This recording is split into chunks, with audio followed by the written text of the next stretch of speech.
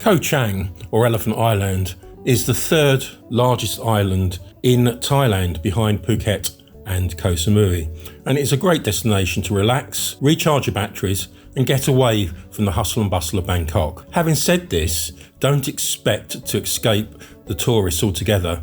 It has become a popular visitor attraction in recent years because of its beautiful beaches, unspoilt rainforest and luxury resorts.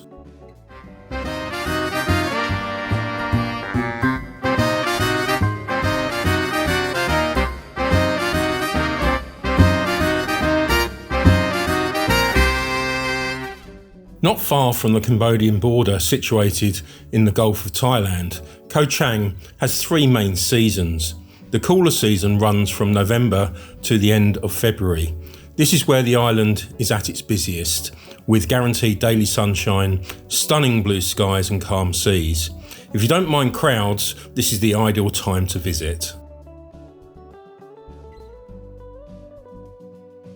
The hot season follows the cool season and runs for 3 months, March to May. During these months, the temperature is over 33 degrees centigrade most days, and along with high humidity, it can get uncomfortable.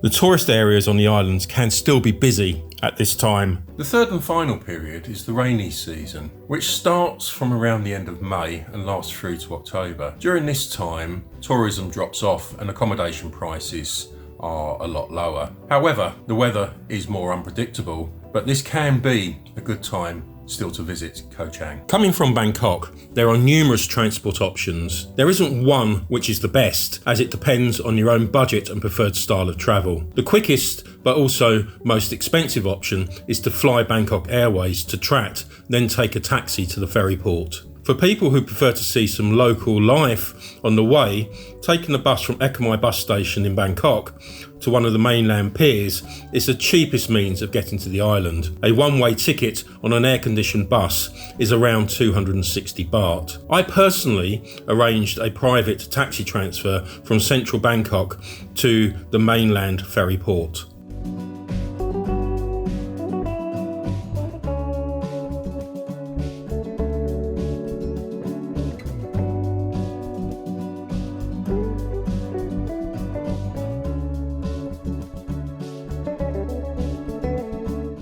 Made it to the ferry for Koh Chang. It was a 6-hour drive from Bangkok. Taxi cost 3,300 baht, which was one way. So that was fairly reasonable for a private transfer. But it was a long and arduous journey. We're now on the ferry and we're heading to Koh Chang. Getting around the island is fairly straightforward. The main mode of transport is by songthaews. They run from the ferry terminal, stopping at all the beaches along the west coast of the island. A songthaews is a mini truck with 2 bench seats in the back and a canopy on top. They can be stopped along the main road, or you can phone to get one to pick you up from your accommodation. Fares for a private pickup start from 500 baht for a single trip and increase based on the distance. However, shared public songthaews trips are cheaper. Just ensure you agree on a price before you set off. Another option is to hire a motorbike. There are literally hundreds of places on the island where you can rent scooters. You will need to provide your driving license and passport to rent a motorbike. However, personally, I wouldn't recommend riding a motorbike in Thailand unless you are very experienced. The driving standards in Thailand are often well below what you may expect in your home country. You will be able to find accommodation from luxury villas right down to budget beach huts and everything in between to suit your needs and budgets. I stayed at the Vanya Boutique Beach Resort located on the delightful Klong Prao Beach. The room was modern, spacious, with a balcony, and the resort has a spa, pool, restaurant and beach bar. The hotel room in March 2025 cost around £100 per night. There are numerous activities to keep you occupied when you aren't relaxing on a sandy beach. These include jungle trekking, snorkeling, kayaking or paddleboarding, visit a fishing village, Thai cooking classes, take a trip to a temple, ATV riding, Thai massage, Muay Thai boxing, scuba diving courses, a mangrove tour, visiting a night market, or discovering one of the island's many waterfalls. My visit was a short weekend getaway, so I focused on a trek to the Klong Flu waterfall. This is a tricky 1 kilometre walk up to the summit due to the rocky shaded tree-lined path, which is steep in places and isn't for the faint-hearted. Refreshments are available at the entrance and ensure you have enough water for your trek. Entry costs 200 baht and is worth it, but it can get crowded with tour groups, so go early in the morning when it opens at 8:30 a.m. The site closes at 4:30 p.m.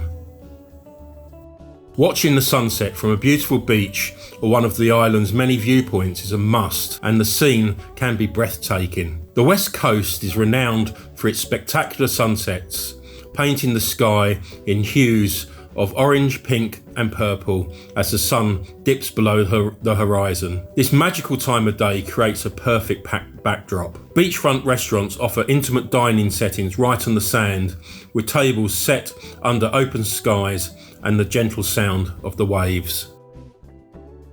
Visiting a night market is another must-do attraction on Koh Chang. Providing a lively atmosphere, these markets offer an array of food, drinks, clothes and souvenirs, and delivers a perfect end to the day. For the more adventurous, you can try a variety of insects and grubs, as well as the more common Thai culinary delicacies. The night market is the place to enjoy insect dishes from vendors frying them until golden in front of you.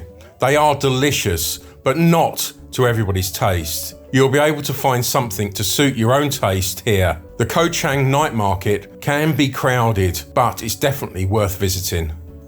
You don't come to Koh Chang for its nightlife. However, there are plenty of bars and restaurants to visit after dark to enjoy delicious food and a cold beer. As different areas of the island attract different types of visitors, the nightlife in each beach area also reflects this. You can experience live music from one of the local bands, enthusiastic DJs, or entertain yourself at a karaoke bar. The journey back to the ferry pier can get busy, so leave in plenty of time if you're on a schedule. Tickets are not sold in advance and reservations cannot be accepted. It operates on a first come, first served basis, so you need to purchase your ticket upon arrival at the pier.